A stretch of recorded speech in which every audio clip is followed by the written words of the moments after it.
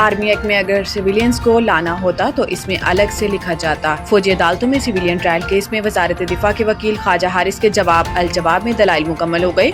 आइंदा समाअत पर attorney general दलाइल देंगे। जस्टिस अमीनुद्दीन की सरबराही में 7 रुकनी आईनी बेंच ने केस की समाअत की। अदालत ने ख्वाजा हारिस को आज दलाइल मुकम्मल करने की हदायत की। दौरान समाअत जस्टिस हसन अजहर रिजवी ने इस्तफसार किया कि पिक एंड चूज किस तरह से किया गया। वकील ख्वाजा हारिस ने दलाइल में कहा कि पिक एंड चूज वाली बात नहीं है, जो जुर्म हो इसके मुताबिक देखा जाता है। केस नौयत के मुताबिक इंसदाद दहशतगर्दी अदालत या मिलिट्री कोर्ट में भेजा जाता है।